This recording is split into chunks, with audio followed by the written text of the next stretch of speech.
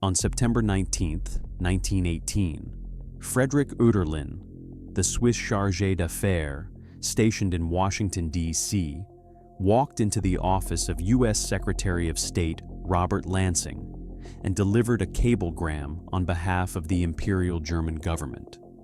The message was formal, it was urgent, and it was, depending on your perspective, either a principled appeal to the laws of war or the most spectacular act of diplomatic self-awareness failure in the history of modern conflict. The German government protests against the use of shotguns by the American Army, the cable read, and calls attention to the fact that according to the laws of war, every prisoner found to have in his possession such guns or ammunition belonging thereto forfeits his life. A shotgun. The Imperial German government, the same military apparatus that had introduced chlorine gas to the Western Front in 1915, that had deployed flamethrowers against Allied positions, that had issued saw-toothed bayonets to its infantry, had formally protested a shotgun, not a new weapon, not an experimental system, not a chemical compound or an incendiary device. A pump-action, 12-gauge shotgun that American farmers had been using to hunt waterfowl since 1897. The United States Army had been officially at war with the German Empire for 532 days when that cable arrived. American troops had been in active combat on the Western Front for 16.5 weeks. And in that time, they had carried a weapon that the German High Command had come to fear more than the artillery, more than the machine gun, more than the creeping barrage. They called it the trench broom, the trench sweeper. American soldiers who faced German troops at close range in the confined passages of the Western Front were armed with a weapon that could put 54 lead pellets into a trench section in approximately 5 seconds. The weapon was the Winchester Model 1897, and the story of how a civilian duck gun became the most diplomatically controversial infantry weapon of the First World War begins not in France, but in the Philippines. John Moses Browning was the most productive firearms designer in American history. In a career that spanned 5 decades, he gave the world the Colt 1911 pistol, the Browning automatic rifle, the M2 heavy machine gun, and the Winchester lever-action repeating rifles that defined the American West. He held 128 patents. He designed firearms for Winchester, Colt, Remington, and Fabrique Nationale of Belgium, sometimes simultaneously. In 1893, he designed his first pump-action shotgun for Winchester. That gun, the Model 1893, was built around the black powder shells of its era. When smokeless powder became standard in the mid-90s, the 1893 needed to be redesigned to handle the higher chamber pressures. The result was the Winchester Model 1897. It was a 12-gauge pump action with an external hammer, a tube magazine, and a side ejection port. Available in barrel lengths from 20 to 36 inches, depending on intended use. The standard sporting version sold for $25. The commercial market absorbed it immediately. Hunters, law enforcement agencies, and sporting clubs. The gun was reliable, fast-handling, and mechanically straightforward enough to maintain without specialized tools. But the feature that would make it famous and feared was one that Browning had built in without particular tactical intent. The Model 1897 lacked a trigger disconnector. On virtually every modern pump-action shotgun, a disconnector resets the trigger mechanism when the action is cycled. This means that, even if you keep your finger on the trigger and pump the action, the gun will not fire until you release and re-engage the trigger for each shot. This is a safety feature. It prevents accidental discharge during the pumping motion. The 1897 had no such mechanism. Hold the trigger down, pump the action, and the gun fires the moment the bolt closes on a fresh shell. Release the pump, the gun fires. Cycle again, the gun fires. As fast as you can work the pump. This technique, trigger held, action cycling as fast as the operator can drive it, became known as slam firing. And on a gun loaded with 6 shells of double-aught buckshot, each shell containing 9.33 caliber lead pellets, a trained soldier could put 54 pellets into a trench in approximately 2 seconds. The United States Army discovered the tactical implications of this feature, not in France, but in the jungles of the Philippines in 1900. General John Pershing, then a young officer in the Pacific, had encountered the Moro tribesmen of the southern Philippine Islands. The Moro were formidable close-quarters fighters, culturally and tactically oriented toward bladed weapons. The standard U.S. Army Springfield rifle was poorly suited to the ranges and speeds of jungle ambush. A shotgun was not. The Army procured 200 Winchester 1897 riot models with 20-inch barrels and sent them to the Philippines. They were effective. The Army noted the results and moved on. Pershing did not forget what he had seen. When he was given command of the American Expeditionary Force in 1917, he brought that institutional memory with him to France. By 1917, the Western Front had been static for 3 years. The geography was specific and brutal. A network of trenches stretching from the English Channel to the Swiss border, a distance of roughly 440 miles. At points along that line, the opposing front trenches were separated by distances as short as 25 yards. Soldiers lived in mud, in darkness, under near-constant artillery. They conducted raids into enemy trenches at night. They defended against raids at all hours. The fighting was close, often measured in feet rather than yards, and it demanded weapons suited to that geometry. The standard service rifles of every major combatant were bolt-action weapons designed for engagements measured in hundreds of yards. The Springfield 1903, the German Karabiner 98, the French Liebel, all of them accurate, all of them powerful, all of them awkward to swing in a narrow trench passage where 2 men could barely pass each other. The British and French had evaluated shotguns for trench warfare and declined to adopt them, primarily because of ammunition reliability. Paper-hulled shotgun shells, the standard of the era, swelled, cracked, and deformed in the damp, cold conditions of the trench. A shell that jammed in the receiver was a gun that could not be cleared quickly under fire. The American Ordnance Department approached the problem differently. Rather than dismissing the concept, they worked with Winchester to solve it. The solution had 2 components. First, the ammunition. American troops were issued brass-hulled double-aught buckshot shells, not paper. Brass did not swell. Brass did not deform. The brass shell held 9.33 caliber pellets in a tight wad that spread on exit into a pattern capable of covering an entire trench section at close range. Second, the hardware modifications.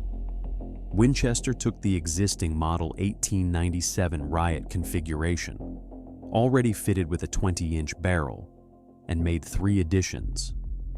A perforated steel heat shield wrapped around the barrel, protecting the operator's forward hand from a barrel that reached searing temperatures during slam-fire sequences.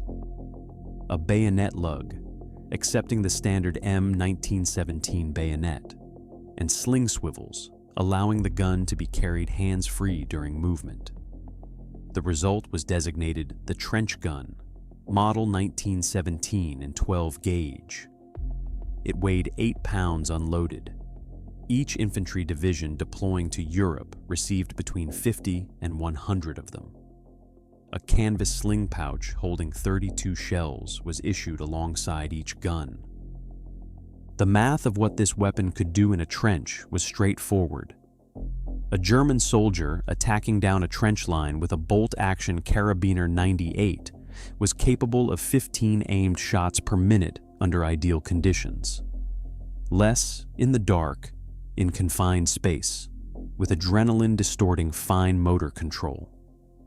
A trained American doughboy with a Winchester 1897, slam firing, could deliver 54 pellets in 2 seconds and reload in 3 more. German troops reported to their officers that the Americans appeared to be using machine guns in the trenches. They were not.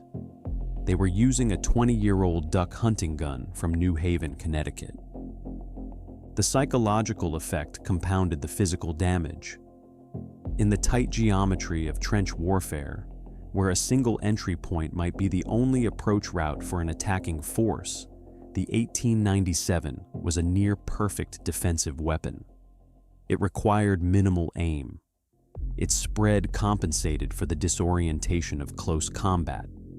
And the sound, 6 rapid concussions in a narrow, confined space, was unlike anything soldiers trained on rifle fire had ever experienced.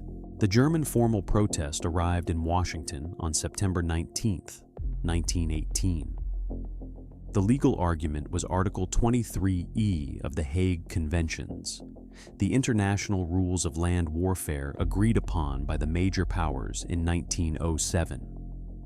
That article prohibited weapons and ammunition calculated to cause unnecessary suffering. Germany's position was that the shotgun, by virtue of its multiple projectile payload, inflicted wounds of particular severity that exceeded military necessity. The argument was not entirely without legal foundation. Multiple projectiles did produce different wound profiles than single projectile rifle fire. The Hague Convention language was genuinely ambiguous about scatterfire weapons. Germany was invoking real treaty text. It was also, in the judgment of nearly everyone reading it at the time, breathtaking in its selective application. The German military had introduced chlorine gas at Ypres, in April of 1915. The first large-scale use of a chemical weapon in warfare. They had deployed phosgene, which was responsible for the majority of chemical warfare casualties of the entire conflict. They had issued saw-toothed trench knives and bayonets specifically designed to inflict more severe wound profiles. They had used flamethrowers against Allied positions, and they were protesting a shotgun. U.S. Army Brigadier General Samuel Ansel drafted the American response. It was firm. It was brief. The Hague provision cited, the reply stated, does not, in the government's opinion, forbid the use of this kind of weapon.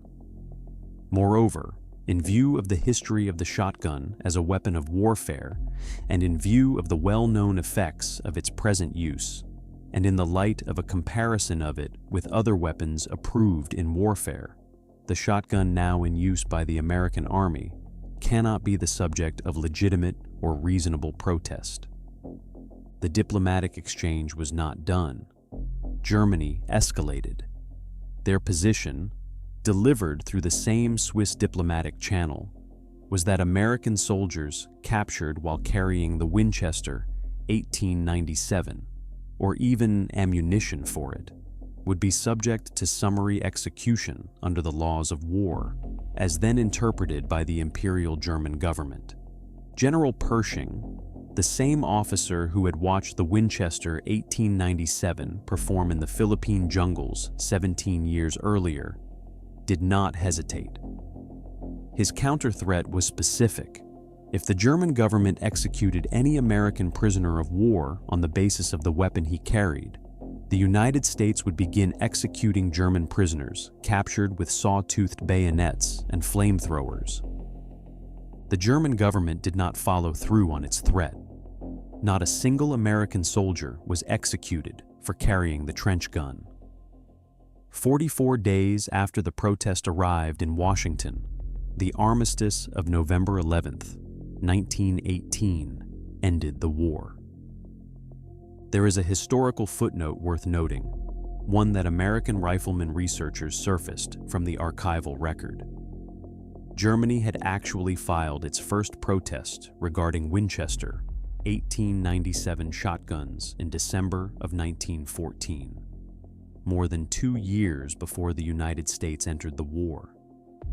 At that time, the British and Canadian forces were the primary users of commercial pattern 1897s on the Western Front. The German objection was not new. It had simply been ignored then as well. The NRA's historians have argued, with some persuasive evidence, that Germany's real grievance was not legal philosophy, but tactical frustration. The protest was less an appeal to the Hague Convention and more an attempt to score a diplomatic and propaganda victory, to slow the distribution of a weapon that was inflicting disproportionate damage on German trench raiders and defenders alike. The legal framework was the vehicle. The actual motivation was that the gun worked too well.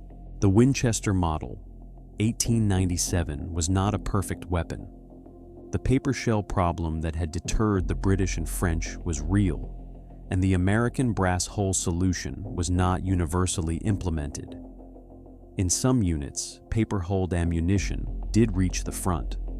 Soldiers documented cases of shells swelling in damp conditions, jamming in the receiver, and requiring manual clearing under fire. Exactly the scenario the British had feared. The gun was also heavy by the standards of its supporting role.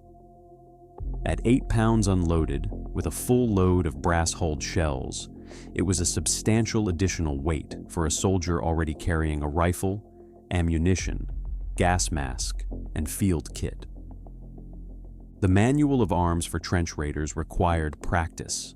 Slam firing was a technique, not an instinct. Controlling muzzle rise during rapid cycling, maintaining directional awareness in the confinement of a trench, transitioning to the bayonet when the tube ran empty. These were skills that had to be trained, and training time in 1917 was compressed.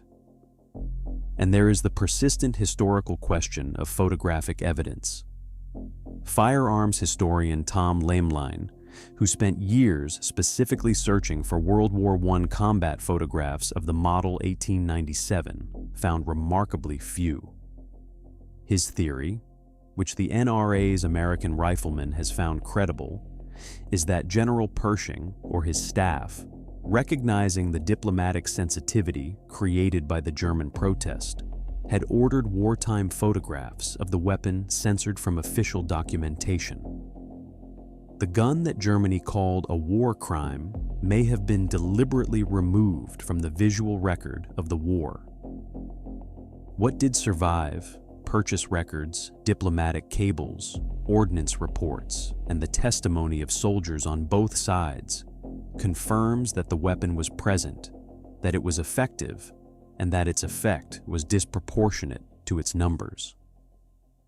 By June of 1918, 50 trench guns were assigned to each division, concentrated in the scout platoons of each regiment, precisely the units most likely to enter German trench systems at close range.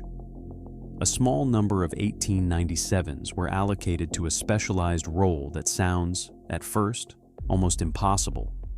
Soldiers with proven expertise in clay pigeon shooting were positioned at trench firing steps and tasked with shooting incoming German hand grenades out of the air. This was not a rumor. Multiple period accounts corroborated. The spread pattern and fast handling of a 12-gauge pump gun in the hands of a trained shot was sufficient to deflect or detonate a spinning grenade in flight. It was not reliable.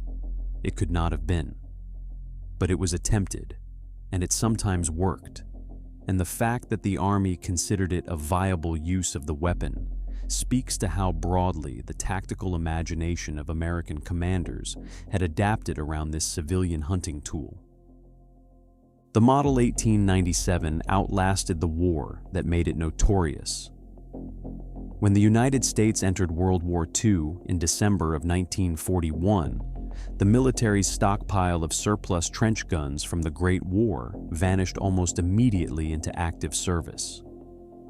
Winchester resumed production of the now 44-year-old design at government request. The gun cleared Japanese bunkers in the Pacific and German fortifications in Europe. The same mechanism, the same slam-fire capability, the same German protest echoing across a generation. It served in Korea. It served in the early years of Vietnam. Over 1 million Winchester Model 1897s were manufactured between 1897 and 1957, 60 years of continuous production, before the design was finally retired. The Remington 870, still the most widely produced pump-action shotgun in American history, traces its mechanical lineage directly to the takedown variant of the 1897. The Mossberg 500 does as well. The fundamental operating architecture that Browning designed in a New Haven engineering room in 1896, tube magazine, pump slide, rotating bolt, is the architecture of virtually every pump-action shotgun on the market today. The German Empire protested it, threatened to execute American soldiers for carrying it, and then lost the war 44 days later. The trench broom is still in production, under different trade names in updated configurations, chambered for modern ammunition, but built on the same mechanical logic that made a German diplomatic cable necessary in the fall of 1918. Some problems John Browning solved so completely that the solution simply never needed replacing.